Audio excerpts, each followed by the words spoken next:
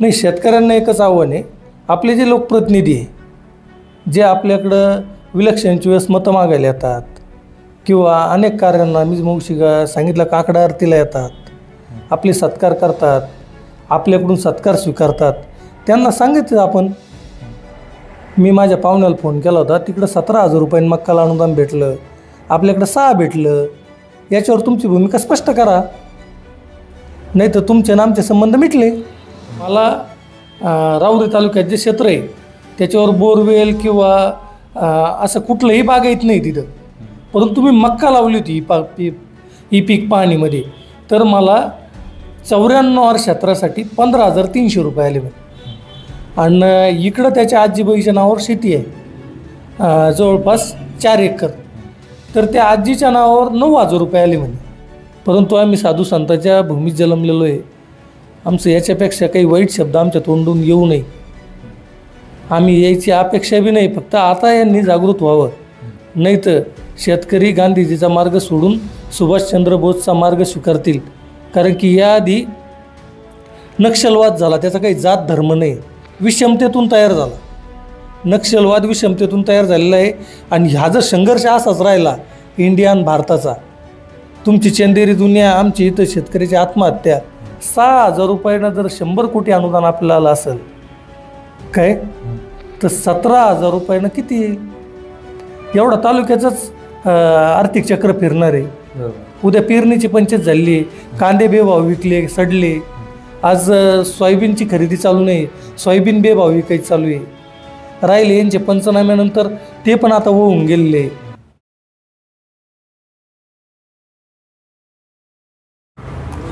मराठवाड्यातील शेतकऱ्यांवर अनुदान वाटपात अन्याय झाला असा आरोप शेतकरी संघटनेकडून करण्यात आला. याबाबत शेतकरी संघटनेकडून काल सोमवार रोजी तहसील कार्यालयात निवेदन देखील देण्यात आले. आपल्यासोबत याच अनुषंगाने बोलण्यासाठी शेतकरी संघटनेचे तालुकाध्यक्ष गणेश पाटील तांबे आहेत. गणेशजी, खूप खूप स्वागत आहे तुमचं मराठी पत्रावर. पहिला प्रश्न असा आहे तुम्हाला की ही बाब तुमच्या कधी लक्षात आली आणि नेमकं काय सर्व प्रकरण आहे? ही बाब आमच्या लक्षात आली म्हणजे दिवाळीपूर्वीच आपल्या वैजापूर तालुक्याला गोदावरी नदीच्या पलीकडल्या बाजूला जो तालुका येतो श्रीरामपूर, त्या ठिकाणी आमचे आप्तेष्ट नातेवाईक सगळ्यांचेच, त्यांना दिवाळीपूर्वी पैसे मिळाले. आम्हालाही आनंद झाला, आपल्याला जरी नाही मिळाले पण आपल्या आसपासच्या शेतकऱ्याला पैसे मिळत आहे. तर त्यांना हंगामी बागायतीसाठी हेक्टरी 17,000 रुपये भेटले. कोरडो जर असेल तर 8.5 आणि फळबाग असेल तर 22.5. अशाप्रमाणे आम्हाला माहिती मिळाली आणि आम्ही पण आशावादी होतो. आपल्या काही याद्या अपलोड करायच्या राहिल्या काही, तर आपल्याला येईल पण ह्याच हिशोबाने पैसे येतील बुवा. परंतु जेव्हा पैसे पडायला लागले, मॅसेज यायला लागले, तर त्यावेळेस मला स्वतःला पण आले, आमच्या आप्तेष्ट नातेवाईकाला पण अनेक गावातच चर्चा झाली का ज्याला एक हेक्टर जमीन आहे त्याला 6,000 आले. म्हणजे 60 रुपये गुंठ्यानं अनुदान सरासरी वाटप झालं किंवा त्याच्यापेक्षा काही कमी आहे. काहीला 85 रुपयानं आलं, काहीला 64 रुपयानं आले, काहींना 60 रुपयानं आले.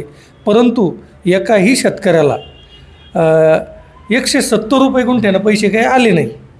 हे आमच्या लक्षात आल्यानंतर आम्ही मंडलाधिकारी असेल, तलाठी असेल, कृषी विभागाचे काही अधिकारी असेल, सर्वांनीच त्यांची एक चौकशी केली.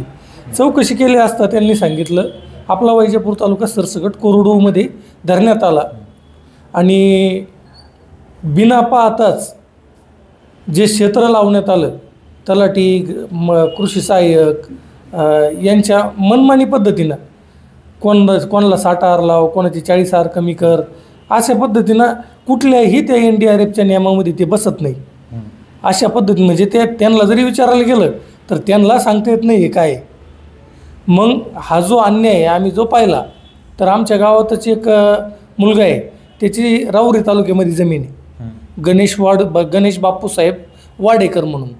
तर तो माझ्याकडे आला, तो म्हणे मला राऊरी तालुक्यात जे क्षेत्र आहे त्याच्यावर बोरवेल किंवा असं कुठलंही बागायत नाही तिथं, परंतु तुम्ही मक्का लावली होती ही पीक पाहणीमध्ये, तर मला 94 क्षेत्रासाठी 15,300 रुपये आले म्हणे. आणि इकडं त्याच्या आजीबाईच्या नावावर शेती आहे जवळपास 4 एकर, तर त्या आजीच्या नावावर 9,000 रुपये आले म्हणे. मग हा पश्चिम महाराष्ट्र मराठवाडा हा काय भेद आहे बुवा? लोकांमध्ये आक्रोश आहे याचा. नेमकं मराठवाड्यातले अधिकारी किंवा सरकार का होत नाही अशी सपत्न वागणूक का देतं? तर एक शेतकरी संघटना म्हणून शेतकऱ्यावर जो अडचणी येऊ राहिल्या, शेतकऱ्याला जो अन्याय होऊ राहिला त्याच्याविषयी आवाज उठवला पाहिजे. या उदात्त हेतूने आम्ही तहसील कार्यालय वैजापूर यांना निवेदन दिलं का तुम्ही जे आता या अतिवृष्टीचं वाटप केलं हे NDRFच्या नियमानुसार नाही. दुसरी गोष्ट, NDRFचा जो बायोलॉजी त्याच्यामध्ये स्पष्ट सांगितलेलं आहे की तुम्ही जी यादी करता, पंचनामे करता, जे क्षेत्र लावलं याचं पैसे पडायच्या आधी चावडी वाचन व्हायला पाहिजे. कुठल्याही वैजापूर तालुक्याच्या एकाही गावात ती यादीचं चावडी वाचन झालं नाही, त्या ग्रामपंचायत फलकावर लावण्यात आलेली नाही. तर हे चुकीच्या गोष्टी तुम्ही तुमच्या मनाने जसे शेतकऱ्यावर काही उपकार करू राहिले आणि शेतकरी जसं भिकारी दारात येतो आणि त्याला भीक किती द्यायची हे घरच्याच्या मनावर राहतं, तसं आता आम्ही जगाचा पोशिंदा एक भिकारी झाला. आणि आज आज आज रोजी जर पाहिलं पश्चिम महाराष्ट्र आणि मराठवाडा एकाच सरकारचे दोन मुलं आहे. असं थोडी श्रामपूर, राहता, रावरी यांना काही वेगळं संविधान आहे आणि इकडं धारा 370 आहे का इथलं संविधानच वेगळं आहे, असं कुठलंच काही नाही. म्हणून आम्ही तहसीलदार साहेबांना काल विनंती केली या 8 दिवसामध्ये वस्तुनिष्ठ अहवाल परत एकदा रिवाईज करून आम्हाला बागायती असेल तर बागायतीप्रमाणे पैसे द्या, कोरडवाहू असेल तर कोरडवाहूप्रमाणे पैसे द्या. असे आमच्यावर काहीतरी उपकार केल्यासारखे आणि तुम्ही मेहरबान झाले असं काही नको. आम्हाला हक्क पाहिजे, NDRFच्या नियमानुसार पाहिजे. आणि दुसरी गोष्ट, हे पंचनामे झाल्यावर दिवाळीनंतर जो पाऊस झाला त्याच्यात अक्षरशः जे राहिलं होतं ते पण होऊन गेलं. आणि हा सरकार हे वर्ष असं आहे, ह्या सरकारने असं वर्ष आठवण्यात कधी पाहिलं नाही. एक पूर, शिवना नदीला पूर, गोदावरी नदीला पूर, नारंगी सारंगीचं पाणी सोडलं तिथं पूर, हे सगळे वावरं खरडून गेले. आणि त्याच्यात अजून एक कळस जे तोही थोडंफार पीक राहिलेलं आहे 2-5%.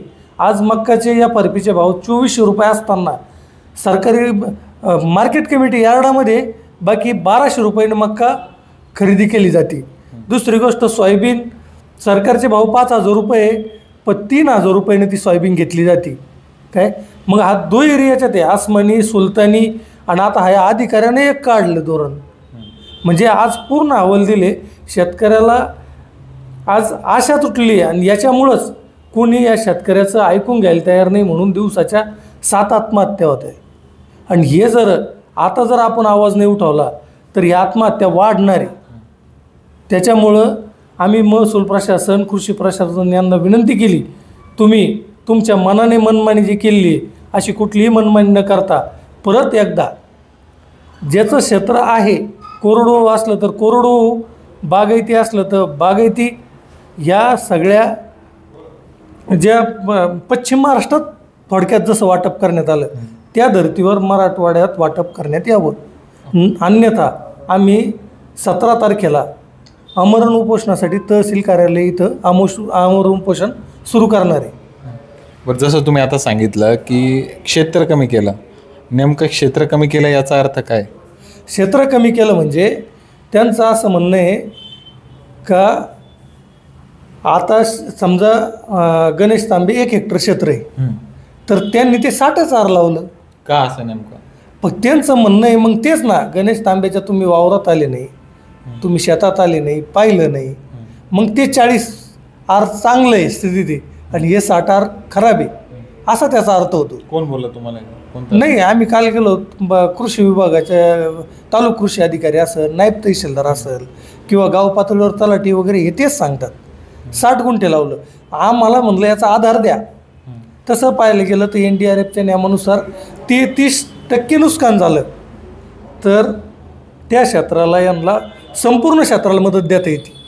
मग तालुका कृषी अधिकाऱ्यांनी हे स्पष्ट करावं की वैजापूर तालुक्यात 33% सुद्धा नुकसान झालेलं नाही. 33% जर नुकसान झालं, 1 हेक्टर क्षेत्राचं जर 33% नुकसान झालं, त्या पूर्ण 1 हेक्टरला पैसे भेटले पाहिजे, हीच आमची प्रमुख मागणी आहे. आणि श्रामपूर तालुक्यामध्ये 1 गुंठा 1 स्क्वेअर फूटसुद्धा क्षेत्र कमी केलेलं नाही. जर समजा त्या शेतकऱ्याच्या नावावर 94 गुंठे होते तर फक्त त्याचे जे हे होतं पोटखराबा तेवढं 3 गुंठे क्षेत्र कमी करण्यात आलं. बाकी त्याला सरसगट 15,300 रुपये अनुदान भेटलं. आणि श्रामपूर काही लई लांब नाही, यांनी चौकशी करावं, त्यांच्याकडून ऑनलाईन याद्या घ्यावा. महसूल विभाग महाराष्ट्र सरकारचं एकच आहे, त्या कलेक्टरकडून याद्या घ्यावा. यांना जर नसन काही कळत तर त्यांच्या मार्गदर्शक सूचना घ्यावा, त्या धर्तीवर आम्हाला मदत करावी. बरं, या सर्व प्रकरणामध्ये चूक नेमकं कोणाची, प्रशासनाची आहे की आपल्या लोकप्रतिनिधींची? कारण त्यांचा अंकुशच राहिला नाही असं दिसतंय. जर पश्चिम महाराष्ट्रात अशा प्रकारे अनुदान चांगल्या प्रकारे ते शेतकऱ्यांना आणि आपल्या मराठवाड्यामध्ये शेतकऱ्यांवर अन्याय होतोय, चूक कोणाची आहे, प्रशासनाची की लोकप्रतिनिधींची? नाही, शासन आणि प्रशासन हे 2 चाक आहे गाडीची. 100% दोघांच्या चूक आहे. प्रशासनाने चूक केली म्हणून ती तशी निमित्तपूर्ण सहन जर करीत असन, परंतु लोकप्रतिनिधी आज जागृत आहे. शेतकरी संघटना वैजापूरच्या वतीने आम्ही सर्वांना कालही आवाहन केलं. तुमच्या मराठी पत्राच्या माध्यमातून आजही मी हात जोडून विनंती करतो. आज शेतकरी एवढं भयानक अडचणीत असताना सर्व पक्ष, सर्व संघटना, सामाजिक संस्था, तंटामुक्ती अध्यक्ष, ग्रामपंचायत, सोसायटी या सर्वांनी शेतकऱ्याला आधार देण्याची गरज आहे. शेजारच्या श्रामपूर, राहुरी, राहाता तालुक्यामध्ये एवढ्या मोठ्या प्रमाणावर अनुदान भेटतं. जर 1 हेक्टरचा विचार केला तर आपल्याला 6,000 आणि त्यांना 17,000, तर 16,000 रुपये हेक्टरी नुकसानी काय. तर आपण अशा वेळेस शेतकऱ्याच्या पाठीमागं उभं राहिलं पाहिजे. आता त्याच्यापैकी बऱ्याच संस्था, समजा राष्ट्रवादी शरदचंद्रजी पवार साहेब, पक्षाचे तालुका अध्यक्ष प्रकाशजी ठुबे साहेब यांनी न मागता त्यांचा पाठिंबा मला आज सकाळीच लेटर पॅडवर दिला. तंटामुक्तीचे अध्यक्ष आहे, काही नागमठाण ग्रामपंचायत आहे, आवलगाव ग्रामपंचायत आहे, सोसायटी आहे, यांनी पाठिंबा दिला. आज रोजी जे पाठिंबा देतील, आमदार असेल, खासदार असेल, सर्व पक्षाचे तालुका अध्यक्ष असेल, पदाधिकारी असेल, तर प्रशासनाने चूक केली आणि ती चूक आहे हे जे म्हणन तो लोकप्रतिनिधी जागृत. आणि जो लोकप्रतिनिधी म्हणणार नाही, 100% हे त्याला विचारून केलेलं कांडे असं आपलं म्हणावं लागेल. प्रशासनाने चूक केलेली तर त्याच्याविरुद्ध आवाज उचलायचं आपलं काम आहे. आपण वारकरी संप्रदायाच्या तालमीत वाढलेले लोक आहे. वारकरी म्हटल्यानंतर आता मागच्या 15 काकडा झाला. काकड्याला आपले लोकप्रतिनिधी काकड्याला त्या भजनी मंडळीला, वारकऱ्याला शाल टाकायला भल्या पहाटीत जात होते. भल्या पहाटी गेले, त्यांचा सत्कार केला, त्यांचे आशीर्वाद घेतले. आज तो काय कारणाने घेतले, दरवर्षी जात होते का, तो संशोधनाचा भाग आहे. परंतु तुम्ही ज्या शाली घातल्या, तो वारकरी हा शेतकरी आहे. आपण जर आता त्यांच्या पाठीमागून उभं राहिलो तर शालीनं त्यांना फाशी घ्यावं लागेल. तर आता खरं आपल्याला त्या वारकऱ्याच्या पाठीमागं उभं राहायची गरज आहे. त्या वारकऱ्याला तुम्ही मंदिरात तो सक्षम आहे देवाची आराधना करायला. लोकप्रतिनिधीनं आता त्याच्यावर वेळ आहे, त्याची 11,000 रुपये फसवणूक झालेली आहे, त्याच्या पाठीमागं उभं राहिलं पाहिजे. म्हणून आम्ही असं काहीच नाही आहे शेतकरी संघटना तर आहेच, परंतु सर्व लोकप्रतिनिधीने ठामपणे भूमिका मांडली पाहिजे. श्रामपूर तालुका आहे, आपण पाहणी करायला जाऊ. तहसीलदार साहेब स्वतः येत असन, डेप्युटी कलेक्टर येत असन, आपल्या तालुक्याचे लोकप्रतिनिधी म्हणत असन, तिथल्या आणि इथल्या नुकसानीमध्ये काय फरक आहे, तिथल्या भौगोलिक परिस्थितीमध्ये काय फरक आहे, महाराष्ट्रातच येते. मग असं जर समजा 11,000 प्रत्येक शेतकऱ्याचं हेक्टरच्याच, एका हेक्टरचं 11,000चं, आणि जर 2 हेक्टर जमीन असेल तर 22,000 रुपये कमी येऊ राहिले. आणि मग या सगळ्या गोष्टीवर लोकप्रतिनिधीने दबाव टाकला तर काही होऊ शकतं. आज ते पंचनामे, जी चूक झालेली आहे ती या 8 दिवसात उपोषण करायच्या आधी ती सुधारून घेऊ शकते. चूक ही प्रत्येक गावात झालेली आहे, ती काय नागमठाणला नाही झाली, ती काय विशिष्ट एखाद्या गावात नाही झाली. चांदेगाव, आवलगाव, हमरापूर, ती पूर्ण वैजापूर तालुक्यातची. आणि आता राहता तालुक्यामध्ये सोयाबीनला पण 17,000 रुपये पैसे भेटले. नेमकं काय का कमी पडू राहिलो आपण? याच्या आधीसुद्धा आपल्या या अक्षम्य दुर्लक्षामुळे शेतकऱ्याचं आणि विविध विकास सेवा संस्था आपल्या पुऱ्या डब्यात जायचं कारण आपण जागृत नसणे. 2009ला कर्जमाफी झाली. पश्चिम महाराष्ट्रामध्ये ट्रॅक्टरवरचं लोन असन, कोंबडीच्या खुरोड्याचं असेल, पाईपलाईनचं असेल, विहिरीचं असेल, पीक कर्ज असेल, सरसगट माफ झाले. परंतु मराठवाड्याच्या संस्था मात्र थकीत राहिल्या. त्यावेळेस लोकप्रतिनिधींनी लक्ष नाही दिलं. बरं, तेवढंच नाही, 2009ला माफ नाही झाले, 17ला नाही, 19ला नाही. पश्चिम महाराष्ट्रामध्ये 3 कर्जमाफीचे लाभ झाले. आपण का नाही? आपला एक शेतकरी संघटित नाही. दुसरी गोष्ट, राजकीय पुढाऱ्यांनी शेतकऱ्यानं काय, तो बिचारा लोकप्रतिनिधीला मतदान करून पाठवतो, त्याची जबाबदारी आपली आहे. आपण त्याला काय कमी पडतं? पश्चिम महाराष्ट्राचं अवलोकन केलं पाहिजे आपण. त्यांना 3 वेळेस कर्जमाफी भेटती, आपल्याला एकही वेळेस भेटत नाही. का नाही भेटत? तिकडं शेतकरी संघटना आहे, लोक संघटित आहे. आणि ज्या वेळेस आपल्या तालुक्यावर अन्याय होतो त्यावेळेस सगळ्यांनी एका व्यासपीठावर यायला पाहिजे. पक्ष, जात, धर्म, पंथ हे सगळं नंतर. जर पश्चिम महाराष्ट्रात भेटत असेल तर मराठवाड्यात का नाही? हा अन्याय. टॅक्स GST आपण सारखाच भरतो. पश्चिम महाराष्ट्राला 18% आहे आणि आपल्याला काय 5% आहे का? नाही. काडीची पेटी पुसून तर सगळ्याला टॅक्स आपण भरतो. पेट्रोलवरचा GST असेल, व्हॅट असेल, डिझेलवरचा असेल, सगळे एकच आहे. अशी काही मराठवाड्याला वेगळी सवलत आहे का? नाही. मग आपण जो आपला अधिकार आहे त्याच्यावर दुष्काळ निधी लावला, त्याच्यावर सगळं जिथून जाणार आहे तो सगळा एकच संकलित होतो.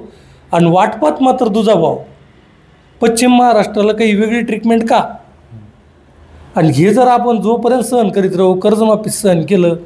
आपण नांदूर मधमेश्वरचा विषय घेतो. नांदूर मधमेश्वरमध्ये सुद्धा तेच होऊ राहिलं. स्वर्गीय विनायकराव अण्णा पाटील यांनी 72ला संकल्पना मांडली.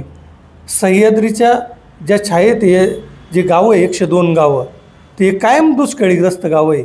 त्यांनी नाशिक जिल्ह्यामध्ये 140 किलोमीटरवर भाम, बावली, मुकली, वाकी हे 4 धरणं बांधले आणि जवळपास 11 TMC पाणी त्याच्यात मराठवाड्यासाठी आणि या 102 गावासाठी रिझर्व केलं.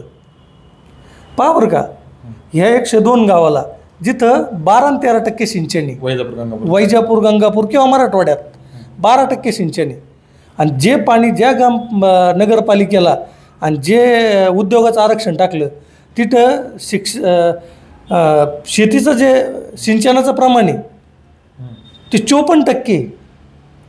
म्हणजे 14% पाणी 54% द्यायची, तरी आपण शांत. आपलं पाणी 11%वरून 4.5 TMCवर येऊन ठेवलं. आपण संत. आपलं उद्या अस्तित्वसुद्धा शिल्लक राहणार नाही.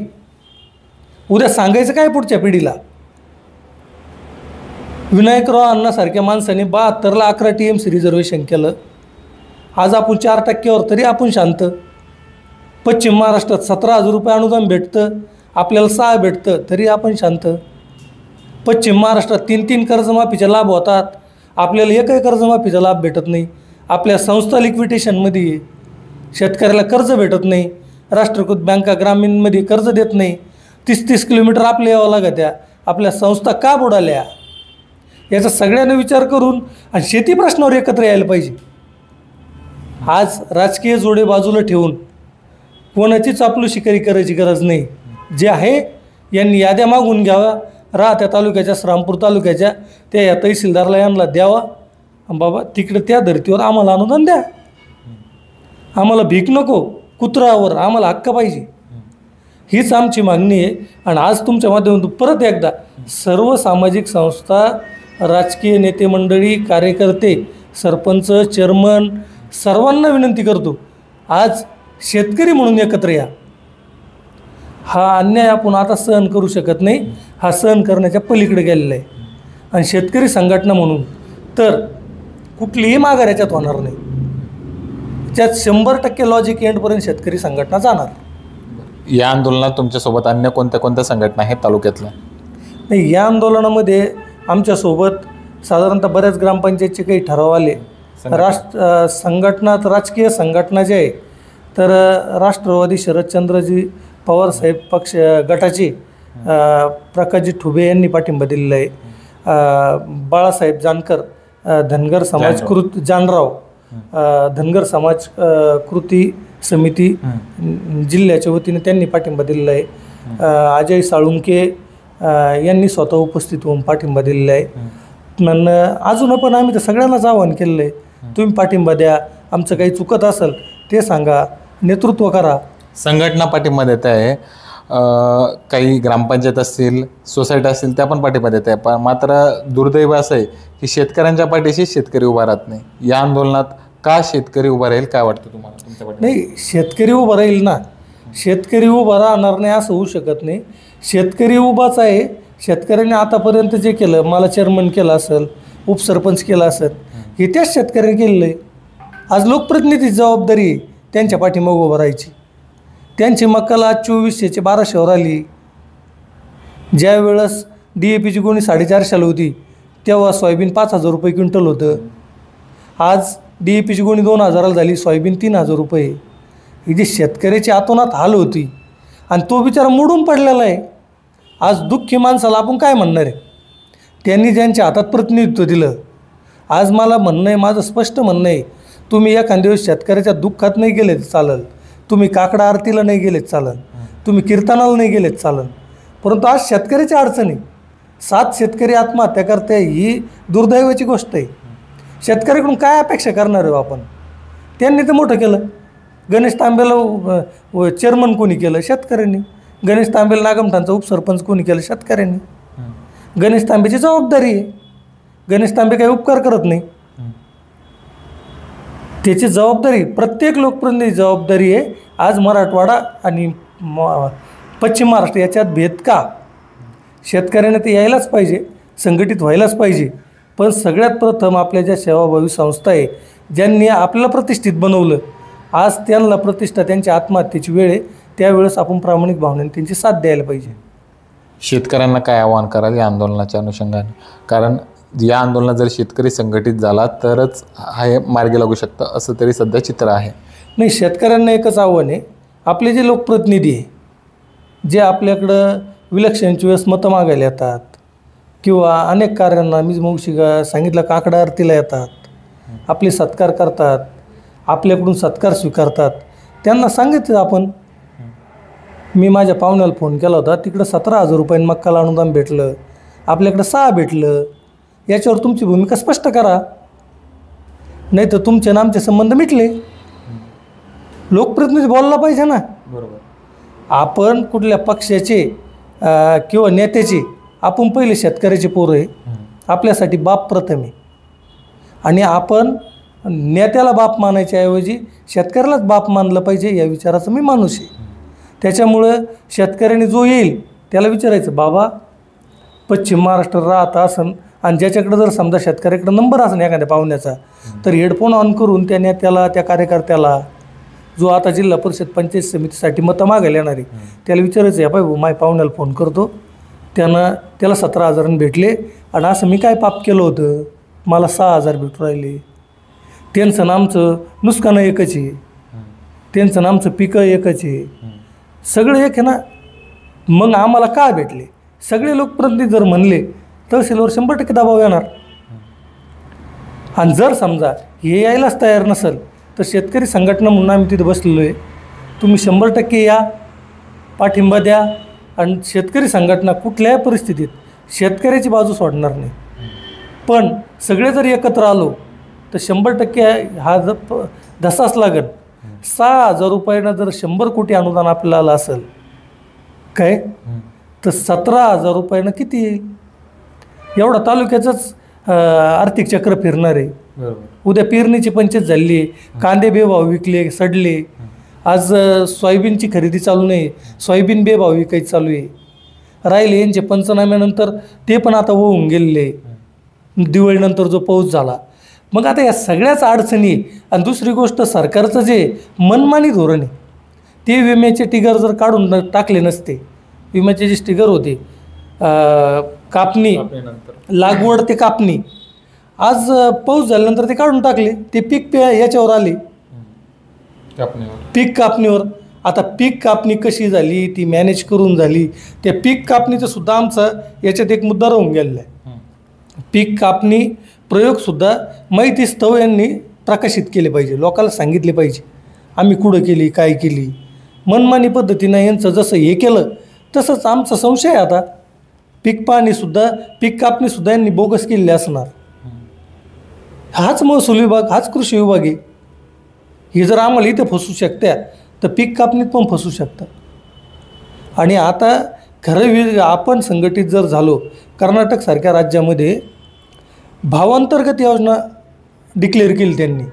जर समजा मक्काला 2400 रुपये भावे आणि आपल्या मार्केट यार्डामध्ये कृषी उत्पन्न बाजार समिती ती जर 1900ने विकली गेली तर वरचे 500 रुपये सरकार देणार. महाराष्ट्र सरकारनं असं का करू नये? तुमच्या ऑथोराईज कृषी उत्पन्न बाजार समिती आहे ते 1900 रुपयांनी मका घेऊन राहिल्या आणि या परपीनुसार जे किमान हमी भाव आहे सरकारचा मक्काला 2400. 500 रुपयाचा जो अंतर आहे, हे अंतरसुद्धा जो मधला राहतो तो फरक सरकारनं दिला पाहिजे. ही सुद्धा आमची प्रामुख्याने मागणी राहणार आहे. या आंदोलनाच्या अनुषंगाने तुम्ही पोलीस प्रशासनाला कुठली परवानगी मागितलेली आहे का? नाही, आम्ही पोलीस प्रशासनाकडे निवेदन घेऊन गेलो होतो, परंतु त्यांनी सांगितलं आम्ही आचारसंहितेच्या काळात कुठलंही निवेदन स्वीकारू शकत नाही. तुम्ही एक खिडकी योजना चालू आहे नगरपालिकेत तिथं जा. परंतु तेही निवेदन घेत नव्हते. परंतु वारंवार विनंती केल्यानंतर त्यांनी नगरपालिकेचा स्टॅम्प मारून आम्हाला पोच दिलेली आहे. आणि आम्ही आता ईमेलला पाठवलं. मग आम्ही कायदेशीर मार्गाने गांधीजीच्या मार्गाने कोणाकोणाला ईमेलने पाठवलं? आदरणीय कलेक्टर साहेब, आदरणीय विभागीय आयुक्त साहेब आणि वैजापूर पोलीस स्टेशन यांना ईमेलने पाठवलं. आणि उपजिल्हाधिकारी, तहसीलदार आणि कृषी विभाग यांना समक्ष भेटून आम्ही दिलेले. त्याची पोच पण आहे आम्हाला. पण उपोषण करण्यासाठी कुठलं परवानगीची गरज आहे असं माझी माहितीप्रमाणे नाही. आचारसंहितेची अडचण आहे. आचारसंहितेमध्ये आम्ही कुठलं असं नेपाळसारखं थोडे आंदोलन करू राहिलो. आम्ही अहिंसेच्या मार्गाने आंदोलन करू राहिलो. तो आमचा घटनात्मक अधिकार आहे. आणि आम्ही काय उपोषणाची आम्हाला हाऊस थोडी आहे. आता जे थोडेफार कामधंद्याचे दिवस आहे, ह्या 8 दिवसामध्ये आमच्या प्रश्नाचे उत्तर द्यावा. तहसीलदार असेल, डेप्युटी कलेक्टर असेल, कलेक्टर साहेब असेल, यांनी आम्हाला बैठकीला यायला तयार आहे, चर्चेला तयार आहे. फक्त चर्चा अशी 1 to 1 1 आणि 2 जणात नाही होणार. जे लोकप्रतिनिधी जे आम्हाला आज पाठिंबा देऊ राहिले त्याच्यातले जे महत्त्वाचे माणसं आहे 10-5 जणच चर्चा करू. चर्चा करून जर मार्ग निघत असेल तर आम्हाला उपोषणाची काही हाऊस नाही. त्यांनी आम्हाला बोलावं, आम्ही कधी बी चर्चेला तयार आहे. त्यांनी आम्हाला जर समाधानकारक उत्तरं दिले, ते जर म्हणले पश्चिम महाराष्ट्राच्या धर्तीवर बागायती क्षेत्राला आम्ही 17,000 रुपये द्यायला तयार आहे, तुमचं संपूर्ण क्षेत्र लावायला आम्ही तयार आहे, गावात चावडी वाचन करायला तयार आहे. आज क्षेत्रच किती, तुमचं क्षेत्र लावलं, तुमच्या खाते नंबरवर गेले आणि एक तर यांचा अजून फार्मर आय डीचा घोळ सगळं. म्हणजे अजून तर 50% लोकायला पैसेच नाही भेटले. जे भेटले ते पण 50%ला नाही भेटले. याच्या आधीचे जे अनुभव आहे, मध्ये सरकार याला जे दिलं होतं सोयाबीनला आणि मक्काला जो अनुदान दिलं होतं, आणि तेच अजून 2-4 हजार शेतकऱ्याचं मिळायचं बाकी, जे मागच्या वर्षीचं आहे. म्हणजे हे जे वेळ काढून विज्ञान युगामध्ये एका मिनटात AI युगामध्ये एवढं का घोळ? किती पश्चिम महाराष्ट्राचं अनुदान, त्यांची यादी पाहिली मी, ती 17/10ची, म्हणजे दिवाळीपूर्वी 2-4 दिवस. आमची दिवाळी झाली, आता आमचं दिवाळं निघायची वेळ आली, तरी महसूल प्रशासन नेमकं करतं काय? म्हणजे आता शब्द नाही. परंतु आम्ही साधू संतांच्या भूमीत जन्मलेलो आहे. आमचं याच्यापेक्षा काही वाईट शब्द आमच्या तोंडून येऊ नये, आम्ही यायची अपेक्षा बी नाही. फक्त आता यांनी जागृत व्हावं. नाही तर शेतकरी गांधीजीचा मार्ग सोडून सुभाषचंद्र बोसचा मार्ग स्वीकारतील. कारण की याआधी नक्षलवाद झाला, त्याचा काही जात धर्म नाही, विषमतेतून तयार झाला. नक्षलवाद विषमतेतून तयार झालेला आहे. आणि हा जर संघर्ष असाच राहिला इंडिया आणि भारताचा, तुमची चंदेरी दुनिया, आमची इथं शेतकऱ्याची आत्महत्या, तर उपोषणं सोडून मग महसूल प्रशासनासम पोलीस प्रशासन यांना अपेक्षा काय? यांना काय आम्ही काही नेपाळ करायचं? परंतु आम्ही तसं करणार नाही. आम्ही बाबासाहेब आंबेडकरच्या संविधानिक मार्गानेच आंदोलन करू. आम्हाला कुठली कायदा व्यवस्था सुव्यवस्था बिघडायची नाही. परंतु शेतकऱ्याला न्याय मिळूच तर शेतकरी संघटना कुठेही मागं हटणार नाही. तर हे होते शेतकरी संघटनेचे तालुका अध्यक्ष गणेश पाटील तांबे.